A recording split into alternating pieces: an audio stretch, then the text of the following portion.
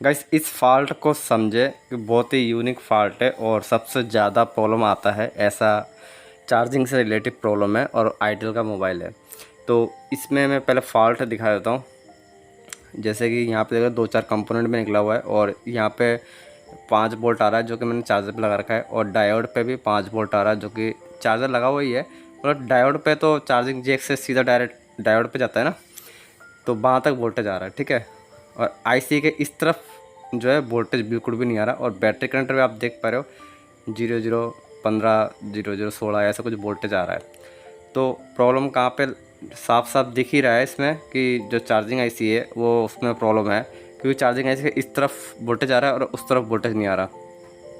अब ऐसे कंडीशन में आप ये चीज़ एक्चुअली ज़्यादा से ज़्यादा बिगिनर सोचते हैं कि चार्जिंग आईसी चार्जिंग जैक का प्रॉब्लम है, चार्जिंग जैक रिप्लेस कर देते हैं, लेकिन फिर भी काम नहीं हो पाता। एक्चुअली मल्टीमीटर से प्रॉपर वोल्टेज चेक नहीं कर पाते हैं। तो इस तरीके से वैसे वोल्टेज चेक कर लिया करो, जिससे आपको आइडिया हो जाएगा कि आपकी चार्जिंग जैक में प्रॉब्लम है या बैटरी कहाँ पे प्रॉब्लम है, इससे फाइंड आउट हो जाएगा। तो जैसे कि हमने चेक किया अभी, इसमें प्रॉब्लम कहाँ पे दिखा, चार्जिंग आईसी पे दिखा। जिस चार्जिंग आईसी के राइट साइड में आप देख पा रहे हो डायोड है, लेफ़्ट साइड में कैपेसिटर है और डाउन साइड में एक रेजिस्टेंस लगा हुआ है। तो अभी जो कैपेसिटर है यहाँ पे वोल्टेज आ जाता तो चार्जिंग आईसी मतलब चार्जिंग आईसी में प्रॉब्लम नहीं होता और हमारा मोबाइल भी चार्ज होता। हो सकता है कोई ना कोई एरर आ जाता।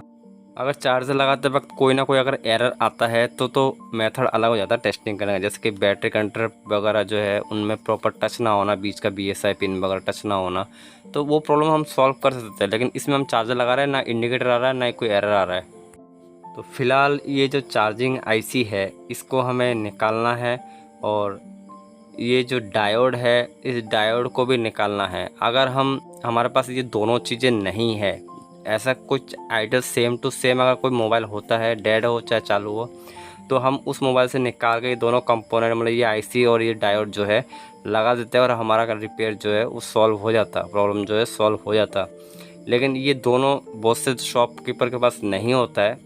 मोबाइल का मतलब ये आईसी और ये डायोड नहीं होता है, मान लो नहीं हो तो उस कंडीशन में भी रिपेयर हो जाता है। वो है डायोड, मतलब जेनरिक जो डायोड होता है 5 वोल्ट का, जो कि टीवी रिपेयरिंग वगैरह मतलब मोबाइल मार्केट में ना मिले तो रेडियो मार्केट वगैरह होता है ना, जहाँ पे टीवी के पार्ट्स वगैरह मिलते हैं तो वहाँ पे मिल जाता है। वो जेनरिक डायोड मैंने उसके वीडियो मैंने पहले ही बना रखा है। तो वो जेनरिक डायोड लगा लेते हैं, लेकिन बहुत सारे मोबाइलों में सपोर्ट करता है और बहुत सारे मोबाइलों में सपोर्ट नहीं करता है। तो इस मोबाइल में भी मैं जानता हूँ वोल्टेज तो हम बैटरी कंट्रोल पे पहुँचा देंगे, लेकिन हो सकता है कि चार्जिंग इंडिकेटर ना दिखाए। अभी जो 5 वोल्ट का जो जेनेरिक डायोड है उसको आप देख पा रहे हो मैं लगा रहा हूँ। अब इसमें लगाने में भी जो नए बिगिनर है वो कंफ्यूज होते हैं कि डायोड के 2 लेंथ है, दोनों लेंथ को किस तरफ लगाए। तो मैं बता दूँ, डायोड के जिस तरफ ब्लैक वाले पट्टी होगा मतलब ब्लैक कलर का, तो वह पट्टी जो है बैटरी कनेक्टर की तरफ होना चाहिए, और जिस तरफ पट्टी नहीं है वो चार्जिंग की तरफ होना चाहिए, मतलब चार्जिंग का 1 नंबर पिन से कनेक्ट होना चाहिए।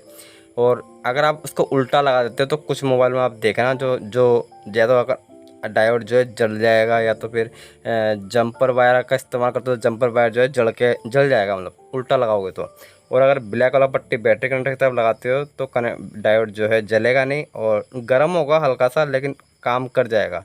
अभी फ़िलहाल देख पा रहे हो मैं पॉजिटिव बैटरी कनेक्टर पर लगा दिया, डायोड का ब्लैक वाला पट्टी जो है वो लगा दिया। अब जो पीछे और जहाँ पे पट्टी नहीं है वहाँ पे मैं एक जंपर लगा रहा हूँ, और जो कि सीधा चार्जिंग के 1 नंबर पिन में लगाऊंगा, जिससे क्या है हमारा चार्जर में वोल्टेज पास हो जाएगा, मतलब बैटरी कंट्रोल वोल्टेज आ जाएगा, मोबाइल को चार्ज करने लग जाएगा। अभी ये मैंने जैसे कि बताया कि बहुत सारे मोबाइल में चार्जिंग इंडिकेटर नहीं आता है, बहुत सारे मोबाइल में चार्जिंग इंडिकेटर आता है।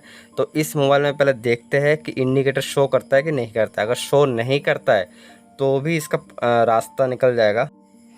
तो एक बार मैं दिखा देता हूँ जंपर कहाँ से काम आ रहा। आप देख पा रहे हो कि मैंने सीधा चार्जर पिन के 1 नंबर पे नहीं मारा है, मैंने इस जगह पे कंपोनेंट जहाँ पे था कैपेसिटर के जस्ट अपोजिट ऊपर इस जगह पे जंपर मारा। ये सेम कहानी है, मतलब चाहे आप 1 नंबर मारो चाहे यहाँ मारो, कनेक्शन तो यहीं पर ही यहीं से होके चार्जिंग आईसी पे जा रहा है ना, तो शॉर्टकट ही मारा मैंने। तो उधर मारने में प्रॉब्लम होता जंपर, तो इसलिए मैंने इधर मार दिया। तो अभी मैं चार्जर लगा के एक बार चेक करता हूँ वोल्टेज आ रहा है कि नहीं आ रहा है।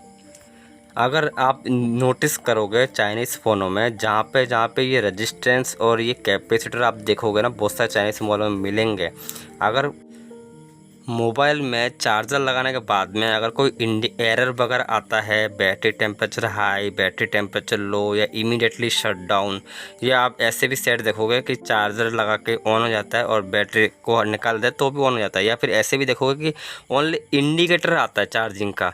तो आप मतलब ओनली इंडिकेटर, मतलब चार्जर लगा नहीं रखे हो फिर भी चार्जिंग का इंडिकेटर दिखा रहा है मोबाइल में, ऐसा फॉल्ट भी आएगा। Battery temperature high, battery temperature low, power mobile जो है इमीडिएटली शट डाउन, इस तरह के जितने भी एरर आते हैं ना, सबके सब ये चार्जिंग आईसी से आता है। और ये आईसी जो है आपको चाइनीज़ मोबाइल में बहुत सारे मॉडलों में मिलेंगे।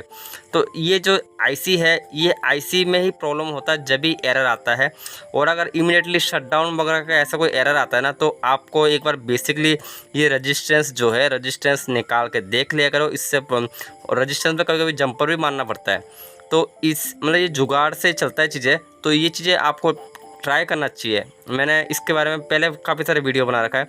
तो इस रजिस्टेंस मान लो निकाल दिए और रजिस्टेंस जंपर मार दो, अगर प्रॉब्लम सॉल्व हो जाती है तो अच्छी बात है। और नहीं होता है तो समझ जाना कि चार्जिंग आईसी में ही प्रॉब्लम है। चार्जिंग आईसी को निकालने के बाद में आप जेनेरिक डायोड लगा सकते हो। कुछ बिगिनियर है जो है जेनेरिक डायोड लगाते हैं, चार्जिंग आईसी को नहीं निकालते फिर भी लगा देते हैं।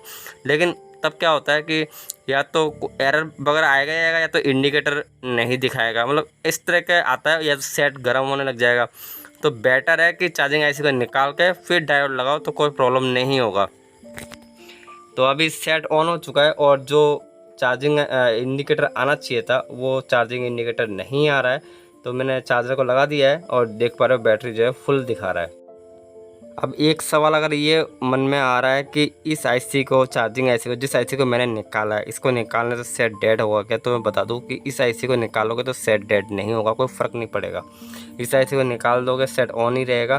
तो बस मेन चीज़ है, मैं ये इसका जुगाड़ ही करना पड़ेगा क्योंकि इसमें प्रॉब्लम है, चार्ज वोल्टेज पास नहीं हो रहा ना आगे। तो इस आईसी को निकाल दो, निकालने के बाद में जंपर मार दो डायोड के बदले। तो अभी जैसे कि मैं चेक कर पा रहा हूँ, जो बैटरी कनेक्टर है, बैटरी कनेक्टर पे प्रॉपर वोल्टेज आ रहा है, लेकिन मोबाइल में इंडिकेटर नहीं आ रहा है। और एक चीज़ आप नोटिस करो कि चार्जर जो आईसी है, चार्जिंग जो आईसी है, उसके कितने बॉल्स है आप देखोगे तो टोटल आपको 6 बॉल्स दिखेंगे। और जो बीच के 2 पॉइंट है उसमें से एक खाली है और एक ग्राउंड है। तो ये जो बॉल्स है ना, इन्हीं में ही आपको अपने एक्सपीरियंस दिखाना है, क्योंकि ये बॉल्स जो है इन्हीं में आपको एक जो चिमटी लो या फिर जंपर मार के आपको ट्राई करना है। लेकिन जंपर भी आपको केयरफुली मारना है, क्योंकि अगर आप बैटरी कनेक्टर का कनेक्शन भी इसी में आ रहा है और चार्जिंग का वोल्टेज वाला कनेक्शन भी इसी आईसी के बॉल्स में आ रहा है। तो इसमें आपको ये देखना है, पहले चार्जर को निकाल दो, पहले ये देखो कि हाई वैल्यू किस में आ रहा है। जैसे कि ये चार्जिंग पिन के 6 पिन है ना, तो 6 पिन में आप देखोगे मल्टीमीटर का एक प्रोब को ग्राउंड में रख के और एक प्रोब को इन पिनों में टच करोगे तो आपको रीडिंग दिखेगा। किसी में ग्राउंड दिखेगा तो किसी में बैटरी का कनेक्शन होगा। तो पहले ये कंफर्म कर लेना कि बैटरी का कनेक्शन जिसमें है उसमें तो आपको कुछ नहीं करना। जिसमें बैटरी का कनेक्शन नहीं आ रहा है और चार्जर पिन का 1 नंबर का कनेक्शन भी नहीं आ रहा है और उस पिन की वैल्यू हाई है, मतलब जैसे कि बैटरी कनेक्टर पे 400 नंबर, 250 से 300 नंबर आता है ना मोबाइल ऑन कंडीशन में। तो जो 6 पिन है ना, 6 पिन में एक पिन में ऐसा मिलेगा जो 600 नंबर मिलेंगे, 650 नंबर मिलेंगे। वो हो सकता है कि इंडिकेटर वाला कनेक्शन है जो सीपीयू से होते हुए आता है। तो उस कनेक्शन को आपको, जो चार्जर का 1 नंबर पिन है, वहाँ से आपको जंपर मार के ट्राई करना चाहिए।